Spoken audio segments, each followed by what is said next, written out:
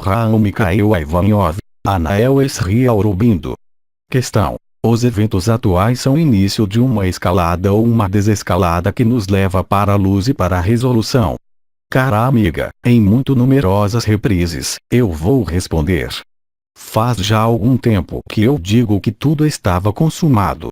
Aí não, unicamente, tudo está consumado no interior de si, não, unicamente, as atribuições vibrais foram distribuídas e ao que vocês se encontraram confrontados durante este período, a título individual, mas, também, coletivo, no país onde vocês estão, na região na qual vocês estão, vocês são tributários dos últimos elementos kármicos ligados ao solo no qual vocês estão, através de sua história. Portanto, o que se desenrola é a entrada, eu diria, diretamente, na vivência, em sua carne, em seus olhos, em seus sentidos, de tudo o que corresponde ao Apocalipse. Todos os elementos instauraram-se para a resolução final. Então, não há nem escalada nem desescalada, tudo depende de onde você mesmo situa-se e como você o vê ao seu redor. Há os que vão para a escalada, outros, que vão para a desescalada, como você o disse tão bem, e outros, que não são concernidos nem pela escalada nem pela desescalada, porque sabem, pertinentemente, que esse mundo é uma cena de teatro, não é? E que nada de tudo isso é digno nem de interesse nem de atenção nem de combate ou do que quer que seja. Esses são os seres que estão na morada de paz suprema, ou seja, que observam isso sem serem afetados, nem nas emoções, nem na razão, nem nos pensamentos, nem no sentimento que se procura fazê-los viver, não nós, mas aqueles a quem eu nomeei os maus rapazes, ou seja, fazê-los viver pelo medo, nutrir-se de suas emoções, nutrir-se de suas próprias dualidades, tanto interiores como exteriores. Portanto, conforme seu próprio posicionamento, você pode viver a paz, o contentamento, o sentimento de medo ou o sentimento de que a luz está aí e que ela faz a limpeza. Mas eu repito, vocês vivem, todos, é claro, com suas características pessoais ligadas tanto às características do lugar, de maneira geral, na egrégora na qual você se banha e que é aquela que lhe corresponde para ver-se a si mesmo, ou seja, aí, onde você está, e daí, onde você está, decorre sua modalidade pessoal de sua própria liberação. Se essa liberação passa por coisas, por vezes, muito desagradáveis, do ponto de vista do ego, isso não tem importância alguma para a alma e, ainda menos, para o espírito, não é? De seu modo de agir, de reagir, de sentir o que se desenrola, tanto em si como ao seu redor, nas circunstâncias de sua própria vida, como nas circunstâncias coletivas do lugar onde você está ou, ainda, mesmo, da humanidade globalmente, você vê, aí onde você está, não aquilo a que você adere, mas o que você vive em função de diferentes aspectos exteriores de sua vivência interior, quer concirna a família, quer concirna aos negócios, quer concirna a política, quer concirna ao dinheiro ou ao afetivo, é claro. É esse período de atribuição vibral que desemboca, se você se lembra, nesse famoso face a face, mas que vocês vivem, agora e já, que é uma espécie de recapitulação do face a face final, eu diria, e que aparecerá entre a estrela que passou, a primeira, e a segunda estrela. Portanto, vocês estão nos tempos que foram vívidos e descritos, no passado, como o dilúvio universal, como o basculamento dos polos, como o fim de Atlântida. Mas todo fim é apenas um início e, pelo modo que você vive o fim, você viverá, é claro, sua própria liberação, seu renascimento, e isso acontece agora e já. Do modo como você porta sua energia, sua consciência, no que se desenrola na cena de teatro, aquela que é coletiva ou a sua, pessoalmente, é exatamente a mesma coisa. O que ocupa sua consciência nesse momento é, muito exatamente, sua atribuição e sua evolução após a ascensão que está em curso agora. Ninguém poderá dizer que não sabia. Conquanto a 7, 10 anos de seu tempo, eram profecias, isso parecia distante e ninguém sabia quando era, mas, aí, toda a cena está iluminada, não é? Todos os eventos estão aí e tudo está no lugar para o ato final e a cena final, e o encerramento, é claro. Portanto, não é nenhuma escalada nem uma desescalada, é uma revelação total, bruta e abrupta, mesmo, eu diria, em alguns casos, do que é a luz, não tal como vocês a pensam, tal como vocês a imaginam ou tal vocês a projetam, mas tal como ela é para cada um. E são os seus véus de ignorância, o que vocês têm escondido, o que não quiseram ver, ou porque vocês não tenham podido ver que, agora, deve ser visto, completamente. E do modo pelo qual vocês reajam, ou não, desenrola-se, muito exatamente, seu face a face. Não é amanhã, não é em um ano, começou desde o início deste ano. Há vários anos eu havia dito que a estrela que anuncia a estrela, nós tínhamos várias delas à disposição, que aquela que fosse visível seria aquela que seria concernida, no hemisfério norte. É claro, é exatamente o que acaba de acontecer, não é? Vou, agora, retirar-me, e nós somos todo ouvidos, todos juntos, para escutar suas outras questões, e eu deixarei voltar aquele que quer responder à próxima questão. Se eu não voltar, transmito-lhes todas as minhas bênçãos e, se volto, eu lhes transmitirei de novo. Questão: no mundo conturbado no qual vivemos, qual é o lugar da compaixão verdadeira para com os seres humanos em imensa dificuldade ou para com o mundo vegetal ou animal? Ela cria ligações energéticas na matriz, e essas ligações provocam direção oblíqua em relação ao desapego que devemos ter. Eu sou Anael, arcanjo. Bem-amada filha da Lei 1, o que você exprimiu e seu questionamento sobre a compaixão deve, efetivamente, ser debatido, se posso dizer. Para isso, eu prefiro, quanto a mim, definir, antes de falar da compaixão, a noção de serviço. Essa noção de serviço e de devoção é, certamente, diferente da compaixão e os efeitos, é claro, são, também, por vezes, diferentes, se não o são, frequentemente, opostos. A compaixão pode exprimir-se, como você mesma disse, pelo coração ou pelo ego. O que é que lhe permite diferenciar a compaixão do coração da compaixão do ego? A compaixão do coração não se acompanha de qualquer emoção, a compaixão torna-se, de algum modo, ela mesma, desapegada. Não é questão, aqui, unicamente, de empatia, ou seja, de viver o sofrimento do outro, mas, por sua oração silenciosa e não como um pedido, ser capaz de enxugar, se posso dizer, de absorver uma parte do sofrimento do outro. Isso foi possível para certo número de almas, entre as quais, ao mais próximo de vocês, encontra-se Teresa do Menino Jesus, aquela que, por sua abnegação e sacrifício de sua alma, suportou em seus ombros, em nome de Cristo, certo número de elementos de sofrimento. Isso não está à disposição de cada alma porque há, nesse nível, o que eu chamaria um projeto de alma e de limites, nesse projeto de alma, que continuam existentes enquanto a alma não tenha sido liberada, inteiramente, da matéria, e enquanto ela não se tenha voltado, inteiramente, para o espírito. A compaixão, você o disse, exprime-se, portanto, do centro do ego ou do centro do coração e, obviamente, os resultados, as observações, as consequências não são as mesmas. A compaixão, mesmo através da empatia, representa uma ligação. O serviço e a devoção é um ato que corresponde ao efeito da compaixão, mas sem qualquer efeito negativo no sentido de uma ligação. O serviço e a devoção são uma doação. Por vezes, a compaixão pode ser, também, a expressão inata, eu diria, de uma pessoa. É a sua natureza, que corresponde, geralmente, a uma sensibilidade importante ao nível de seu próprio sofrimento, como do sofrimento do outro. De fato, reagir ou compadecer-se com o sofrimento do outro, servir ou ajudar aquele que está no sofrimento necessita de certa forma de identificação ou, pelo menos, uma vivência anterior desse sofrimento que é tomado como para si.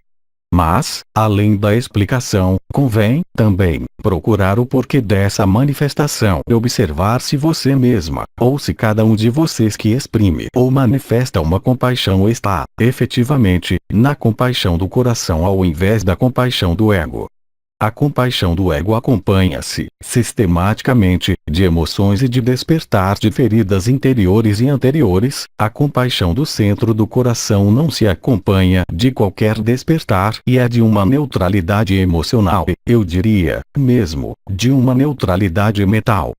A compaixão é o estado normal daquele que está na morada de paz suprema, ele não tem necessidade de dizê-lo, ele é, permanentemente, essa compaixão do coração pelo olhar amoroso que ele porta àquele que é encontrado em seu caminho, quer seja folha de erva, como o ser o mais insignificante, de acordo com seus critérios, como o ser mais significativo, de acordo com seus critérios. Assim, portanto, observando os resultados em si mesma, de sua própria compaixão exprimida sobre tal coisa, tal pessoa ou tal situação, é impossível observar o que isso faz ressoar em você. Isso quer dizer que, se há ressonância, há lembrança de seu próprio sofrimento e de sua própria vivência de sofrimento. Se não há ressonância, naquele momento, há liberdade e manifestação, a partir do centro do coração, da compaixão que não se traduz por qualquer ressonância, qualquer memória, qualquer emoção e, sobretudo, qualquer identificação a esse sofrimento, mas, sim, a eternidade de quem sofre, se se trata de uma pessoa, ou do efêmero de quem sofre, se se trata de uma situação. Assim, portanto, as consequências disso são profundamente diferentes. A compaixão exprimida pelo ego mantém o ego e fecha-o em seu próprio sofrimento. A compaixão exprimida ao nível do coração traduz-se por uma liberação de seu próprio sofrimento, se existe, ainda, um.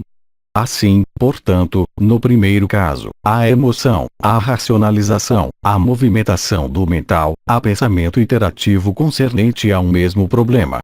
Na compaixão exprimida a partir do centro do coração a alegria, a paz, e a olhar que abraça esse sofrimento com o mesmo olhar que a maior das alegrias. Aí está a diferença essencial. Obviamente, os resultados sobre o que eu nomearia o alvo, quer seja a pessoa, a situação ou um objeto não são, obviamente, os mesmos. No primeiro caso, aquele da compaixão do ego, a instalação em uma mesma ressonância do sofrimento que apela à manutenção de uma ligação e à sua não dissolução. E, por exemplo, o mesmo, ao nível coletivo, quando vocês entram, nessa terra, em processos comemorativos de grandes sofrimentos, quaisquer que tenham sido, qualquer que seja o povo concernido porque, nesse caso, vocês reportam, no presente, um elemento de sofrimento do passado que concerne, desta vez, a coletividade e não mais a individualidade. É o mesmo em você, quando há sentimento e expressão, sob qualquer forma que seja, de uma compaixão.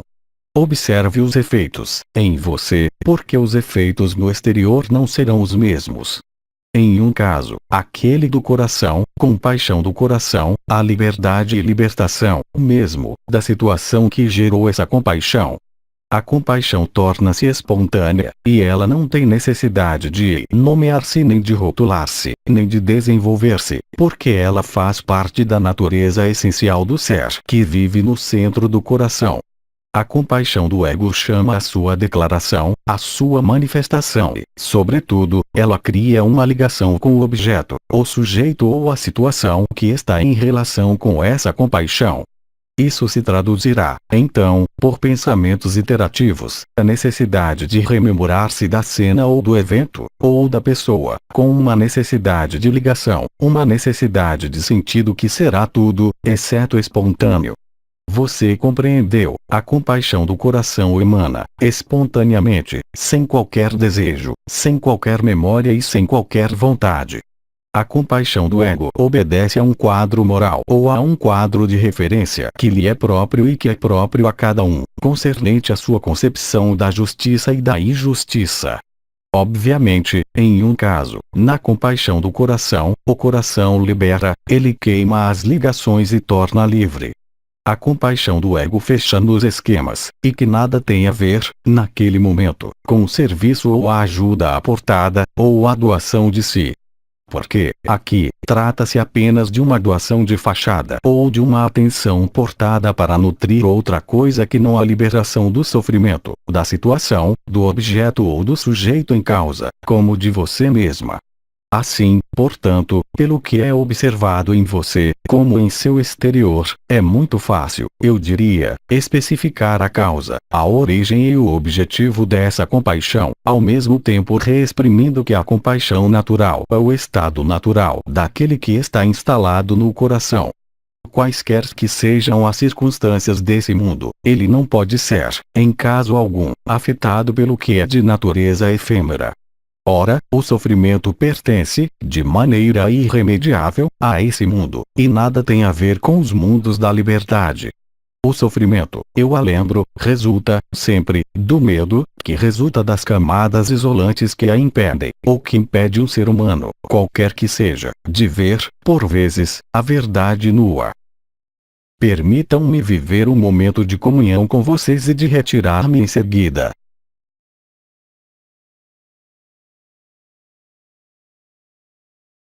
Bem-amados filhos da Lei 1, eu lhes digo até já ou até breve.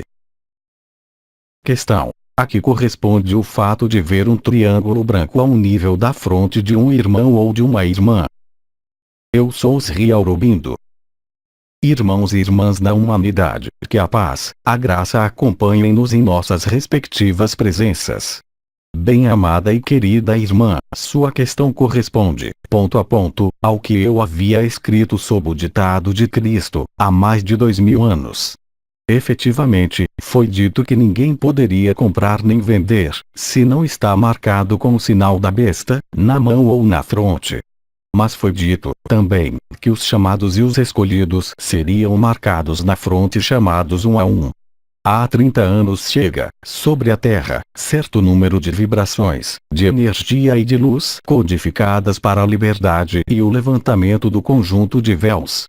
O Apocalipse, tal como vocês o vivem agora, é, efetivamente, focado no combate final, de algum modo, entre as forças da obscuridade e as forças da liberdade.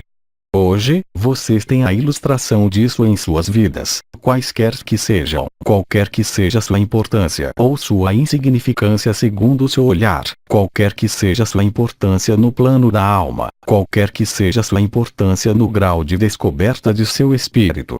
É claro que Cristo havia me dito que, antes do julgamento final, haveria um chamado individual. Isso, alguns de vocês viveram, e a ele responderam depois, portanto, para os mais antigos de vocês, há 30 anos. Outros vivem esse chamado individual de maneira mais recente. A consequência disso é um desvendamento que permite a fusão das dimensões eternas e das dimensões efêmeras, chamada de diferentes modos, durante todos esses anos. Da lagarta à borboleta, a metamorfose, a ascensão, a comunhão, a fusão ou a dissolução de seu corpo de existência em seu corpo efêmero que surge, de maneira definitiva, esse corpo de existência que estava, eu a lembro, confinado no Sol.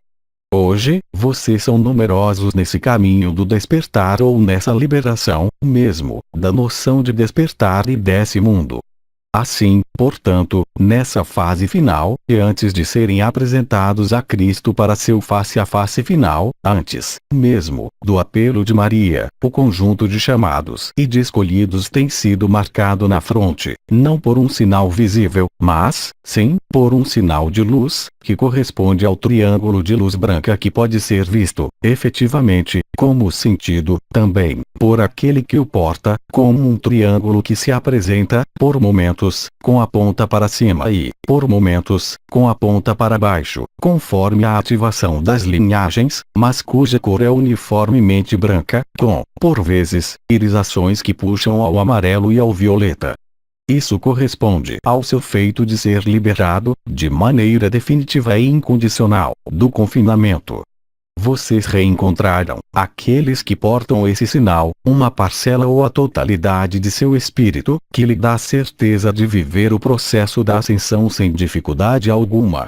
Isso é um sinal identificador que vai bem além das palavras, bem além das interrogações, mas que é a certeza de que vocês são, naquele momento, o que eu nomeei, à época, o ungido do Senhor, ou seja, aquele que recebeu a unção do Senhor e que é, portanto, Cristo em manifestação. É claro, os irmãos da obscuridade, de momento, marcarão, também, na fronte, seus seguidores, pelo sinal da besta, não o sinal que permite comprar ou vender, mas, bem mais, um sinal situado no mesmo lugar, que representa a ausência de luz, qualquer que seja, tanto da ilusão luciferiana como da luz do restabelecimento da verdade ligada ao farol físico liberado, nomeado a coroa radiante da cabeça e não mais, unicamente, o terceiro olho. Há algum tempo foi-lhes dito que os triângulos elementares da cabeça ativar-se-iam, ponto a ponto, cruz a cruz, também, triângulo elementar a triângulo elementar. A falsificação ocorreu no princípio do fogo, invertendo o fogo do espírito, transformando em um fogo material ou fogo vital. O fogo vital não é fogo vibral. O fogo vital manifestar-se-á pela predominância do caminho da própria encarnação em terceiras dimensões unificadas. Esses servidores são marcados na fronte por um triângulo de luz de cor obscura. Eu os lembro de que a luz escura é uma cor e não a ausência de luz. Do mesmo modo que um dos intervenientes dos povos vegalianos teve a oportunidade de exprimir-lhes essa noção e de significar-lhes que vocês eram visíveis à nossa consciência em função da luz que emitem ou que não emitem. E, aliás, por esse triângulo luminoso, situado na fronte, ou obscuro, ou a ausência de triângulo que será feito, eu diria, o recrutamento e a evacuação para aqueles que devem ser recrutados ou evacuados, de uma maneira ou de outra. É uma frequência eletromagnética precisa, emitida pelo que foi nomeado sua glândula pineal, em associação com o hipotálamo e em associação com o que nomeado átomo embrião do coração que dá essa coloração. Se o fogo é liberado, o triângulo elementar do fogo, ao nível de sua fronte, torna-se branco. Se ele está em curso de liberação ou em luta, ele pode tomar outra cor, puxando para o vermelho. E, enfim, a ausência de luz traduz, naquele momento, uma escolha material quando da liberação, que não tem, eu os lembro, que ser julgada, de maneira alguma, mas, simplesmente, ser aceita como a verdade de cada um, para que cada um possa viver o que ele tem a viver, em toda a autonomia e em sua própria concepção da liberdade. Isso lhes aparecerá cada vez mais claramente, devido ao que eu nomeei, há 4 anos, a fusão dos éteres. Essa fusão dos éteres, essa obra no branco e essa obra no azul acompanham-se, hoje, pela revelação, ao seu olhar, direto, do que é nomeada essa atribuição vibral, através do triângulo de fogo presente na fronte. Permitam-me, irmãos e irmãs humanos, aportar-lhes a minha paz, mais uma vez.